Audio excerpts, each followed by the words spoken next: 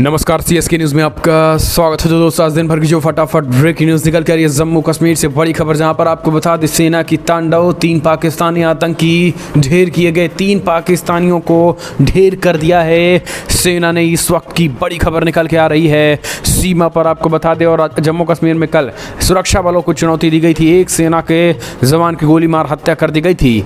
दूसरी बड़ी अपडेट, जम्मू कश्मीर प्रमुख पदकों में शेख अब्दुल्ला की तस्वीर हटाकर शोक स्तंभ की चिन्ह लगाई जाएगी, करारा झटका लगा है। तीसरी बड़ी अपडेट, गेहूं के एक्सपोर्ट बैन से दुनिया में खलबली, अब IMF ने भारत से लगाई नई गुहार, वो हम आपको बताएंगे। चौथी बड़ी खबर निकल के आ रही, भारत ने UNSC में तालिबानी फरमान पर जताई गहरी चिंता, चेहरा ढकने संबंधी आदेशों को वापस लेने का किया मांग, वो भी हम आपको बताएंगे। और इस बीच बड़ी खबर, कब थमेगा ये कत्लेआम, 13 साल में 274 बार फायरिंग, 1536 की मौत, टेक्सास स्कूल से पहले घटनाओं से दहला अमेरिका, 20 की मौत, वो भी हम आपको बताएंगे। इस बीच बड़ी खबर निकल के आ रही है दोस्तों, जहां आपको बता दें अब फिर से चीनी पर, जी हाँ 1 जून से निर्यात चीन पर प्रतिबंध लगेगा। चीनी पर अभी तक गेहूं और अब चीनी, तो ये है मोदी सरकार की नीति, एक एक करके बताएंगे। लेकिन उससे पहले एक छोटा सा निवेदन, अगर आपने चैनल को सब्सक्राइब नहीं किया तो पल पल के अपडेट के लिए चैनल को सब्सक्राइब करना ना भूलें। देश के इंडियन आर्मी के लिए जय हिंद लिखना मत भूलेगा दोस्तों। दरअसल पहली बड़ी अपडेट निकल के आ रही है, जम्मू कश्मीर में सेना का ताबड़तोड़ तांडव, आपको बता दें 3 पाकिस्तानी आतंकी मारे गए, सेना का ज़बरदस्त ऑपरेशन किया है। दरअसल आपको बता दें, प्रधानमंत्री की बात करें तो जम्मू कश्मीर के दौरे पे गए और आतंकियों को नष्ट नाबूद करने की तैयारी का ऐलान कर दिया। और इसी बीच जम्मू कश्मीर में सेना को बड़ी सफलता लगी, 3 पाकिस्तानी आतंकियों को ढेर कर दिया गया है। सुबह सुबह आपको बता दें सुरक्षा बलों को यह कामयाबी हाथ लगी थी। इस बीच बड़ी खबर निकल के आई है, जहां मुठभेड़ में सुरक्षा बलों ने 3 आतंकियों को मार गिराया। तीनों ही आतंकी पाकिस्तान में घुसपैठ कर आए हुए थे और इस पूरी कार्रवाई में एक पाकिस्तानी पुलिसकर्मी भी शहीद हो गया है। आपको बता दें बड़ी खबर निकल के आई है, जहां कल एक सेना के जवान को जो है वो मार दिया गया था, सेना के जवान को जो है मार दिया गया था। और अब जो बड़ी खबर निकल के आ रही है, सेना के जवान को मारने के बाद सर्च ऑपरेशन चलाया है सैनिकों ने, जिसके बाद 3 पाकिस्तानियों को ढेर कर दिया गया है। तो ये सेना ने 3 पाकिस्तानियों को ढेर करना अपने आप बड़ी सफलता है। लश्कर के 5 हाइब्रिड आतंकवादी भी गिरफ्तार किए गए। दूसरी ओर जम्मू कश्मीर में लगातार प्रतिबंधित आतंकवादी लश्कर तैयबा के 5 स्थानीय हाइब्रिड आतंकवादी को सोमवार गिरफ्तार कर लिया गया। इनमें 2 को श्रीनगर से जबकि 3 को बारामूला जिले में पकड़ा गया है। आतंकियों के पास हथियार और गोला बारूद भी बरामद किए गए हैं। पुलिस ने बताया कि बारामूला से पकड़े गए तीनों आतंकी अप्रैल में बारामूला जिले में एक सरपंच की हत्या में शामिल हुए थे। एक और अपडेट लेते हैं, अगली खबर निकल के आ रही है दोस्तों, जहां गेहूं के एक्सपोर्ट बैन से दुनिया भर में खलबली, IMF ने लगाई भारत से गुहार। दरअसल यूक्रेन संकट के बीच गेहूं की सप्लाई में कमी और भारत द्वारा निर्यात बंद किए जाने के बाद यूरोप खाद्यान्न को लेकर खलबली मची हुई है। अंतर्राष्ट्रीय मुद्रा कोष IMF चीन ने भी अब भारत से विनती की है जल्द से जल्द गेहूं के निर्यात बैन को पर विचार किया जाए और इसे हटा लिया जाए। स्विट्जरलैंड दावोस में वर्ल्ड इकोनॉमिक फोरम के दौरान उन्होंने कहा है कि अगर भारत बैन नहीं हटाएगा तो कोई दूसरे देश भी ऐसा करने लगेंगे और फिर खाद्यान्न संकट से निपटना मुश्किल हो जाएगा। IMF चीफ ने एक TV चैनल से बातचीत करते हुए कहा है, मुझे पता है कि भारत को 135 करोड़ लोगों को पेट भरना है। इस बार भीषण गर्मी और लू की वजह से गेहूं की पैदावार भी कम हुई है और फिर भी विनती करती हूं कि भारत अपने फैसले पर फिर से विचार करे और निर्यात पर लगाए प्रतिबंधों को हटा ले। अगर और देश ऐसा करने लगेंगे तो हमारे पास इस समस्या से निपटना मुश्किल हो जाएगा। एक और अपडेट लेते हैं, भारत ने UNSC में तालिबानी फरमान पर जताई गहरी चिंता, चेहरे ढकने संबंधी आदेशों को वापस लेने का किया आह्वान। दरअसल अफगानिस्तान में तालिबानी शासन के बाद महिलाओं की स्थिति बद से बदतर होती जा रही है और उनके अधिकारों का लगातार हनन किया जा रहा है। अफगानिस्तान में महिलाओं के अधिकारों के हनन पर संयुक्त राष्ट्र सुरक्षा परिषद ने भी चिंता जताई है। UNSC ने कहा है कि अफगानी महिलाओं को चेहरे ढकने संबंधी तालिबानी आदेश को लेकर गहरी चिंता है। वहीं भारत में भी तालिबान के आदेश पर चिंता जाहिर की गई है। संयुक्त राष्ट्र में भारत के स्थायी प्रतिनिधि राजदूत TS त्रिमूर्ति ने कहा है कि तालिबान के इस नीतियों को वापस लेने का आह्वान किया गया है। भारत ने UNSC में कहा है कि अफगानिस्तान में महिलाओं और लड़कियों को मानवाधिकारों का हनन किया जा रहा है और इसी को देखते हुए अफगानिस्तान की मुद्दे पे आपको बता दें भारत ने यूएन में फटकार लगाई है और उन्होंने कहा है कि इस तरीके की चीज़ें बिल्कुल भी मान्य नहीं होगी और अफ़गानिस्तान के इस तानाशाही को जो है, जो लड़कियों और महिलाओं पर जुल्म किया जा रहा है, इसको पूरी तरीके से ख़त्म किया जाए। हम चलते हैं एक और अपडेट भी ले लेते हैं दोस्तों। बड़ी खबर निकल के आ रही है जहां पे अगली आपको बता दें अमेरिका टेक्सास में भीषण फायरिंग में 20 लोगों की मौत। बड़ी खबर निकल के आ रही है दोस्तों। आपको बता दें अमेरिका में गन कल्चर काफ़ी बढ़ गया है। आलम यह है कि अब हर साल फायरिंग घटनाएं मिलती रहती हैं।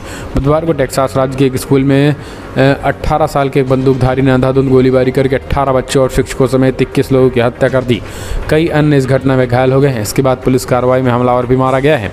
आपको बता दें टेक्सास के गवर्नर ग्रेट एबोर्न ने बताया है कि हमलावर का पहचान साल्वाडोर रामोस के रूप में हुई है, जो स्कूल के पास एक इलाके का रहने वाला था और अभी ये स्पष्ट नहीं हो पाया कि हमला क्यों किया गया है। आपको बता दें अमेरिका में अब तक हुई फायरिंग में घटनाओं पर जो है वो लगभग 1536 मौतें हो चुकी हैं 13 साल में। पिछले 13 सालों में लगभग 1536 से 1600 के करीब मौतें हो चुकी हैं और 274 बार फायरिंग हो चुकी है। तो अमेरिका में गन कल्चर जो है बढ़ रहा है।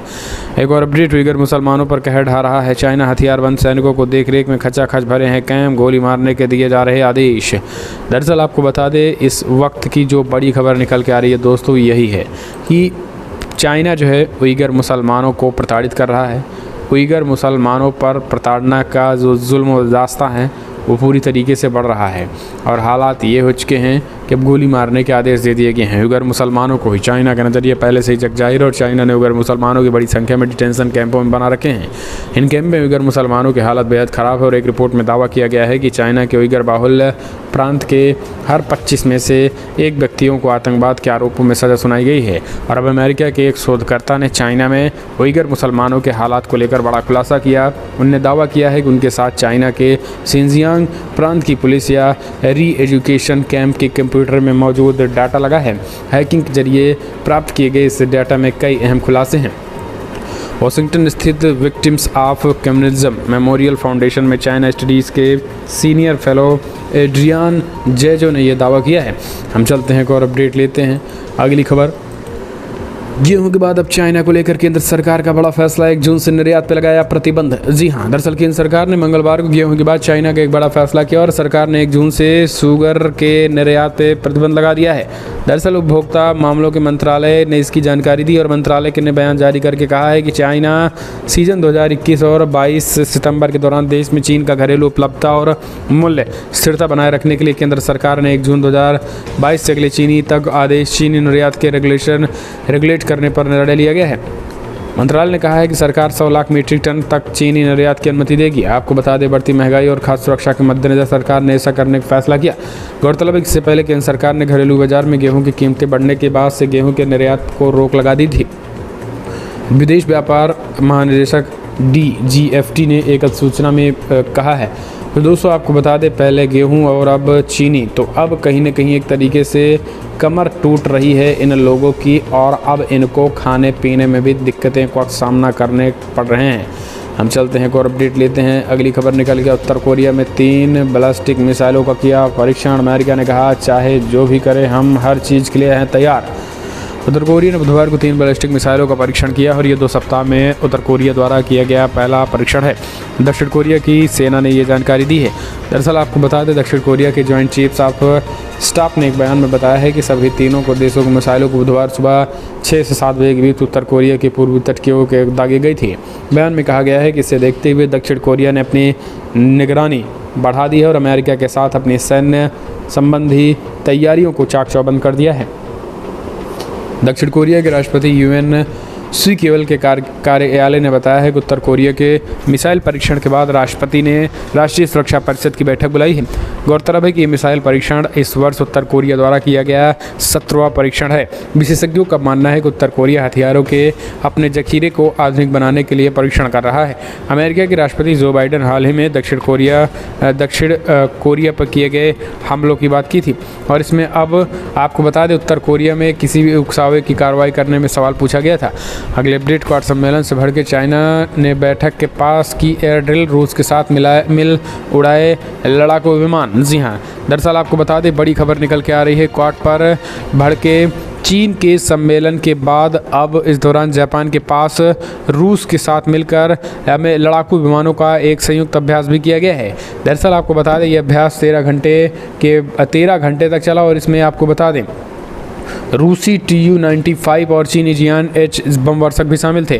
तो दोस्तों लगातार युद्धाभ्यास जारी और इस युद्धाभ्यास के बीच सबसे बड़ी खबर ये निकल के आ रही है दोस्तों कि ये युद्धाभ्यास अब थमने का नाम नहीं ले रहा, जिससे कहीं ना कहीं ये क्वाड देशों को लेकर चिंता तो बढ़ती है, लेकिन चिंता के बाद भी कहीं ना कहीं जो मीटिंग हुई है और जो बैठक हुई है वो अपने आप में कहीं ना कहीं एक तरीके से ये दिखा रहा है कि किस तरीके से क्वाड देश जो है वो चाहे चाइना की दादागिरी हो या फिर और तमाम देश उनसे लड़ने में पूरी तरीके से सक्षम है। ये अपने आप में एक बड़ी खबर है। अमेरिका को चीन को धमकी देने के बाद ये संयुक्त अभ्यास किया गया है। चीन ने वाशिंगटन और टोक्यो को अपनी संप्रभुता और विकास के हितों को नुकसान पहुंचाने वाला बताया है। चीनी मीडिया ने इंडो पैसिफिक इकोनॉमिक फ्रेमवर्क पर PEF को आर्थिक नाटो करार दिया है।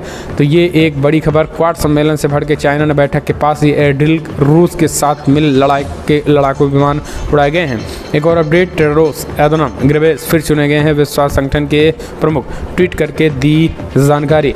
दरअसल आपको बता दें मंगलवार को एक बार फिर से टेड्रोस एधनोम घेब्रेयेसस को WHO प्रमुख के रूप में चुन लिया गया है, जिसके बाद WHO प्रमुख ने ट्वीट करके कहा है कि मैं सदस्य देशों का आभारी हूँ जिनने मुझ पर विश्वास जताया है। मैं सभी स्वास्थ्य कर्मियों और सहयोगी कर्मियों को धन्यवाद देता हूँ जिनके साथ मैं यात्रा रखने के लिए उत्सुक हूँ।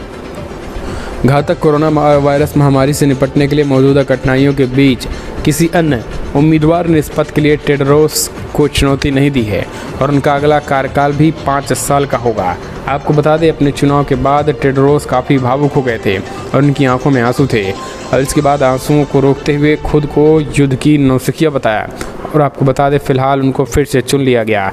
एक और अपडेट, एयरपोर्ट पर खड़ी हो रही दिल्ली से लंदन आने वाली एयर इंडिया की फ़्लाइट 3 घंटे की देरी से हुई रवाना, तो DGCA ने सभी एयरलाइंस को दी चेतावनी।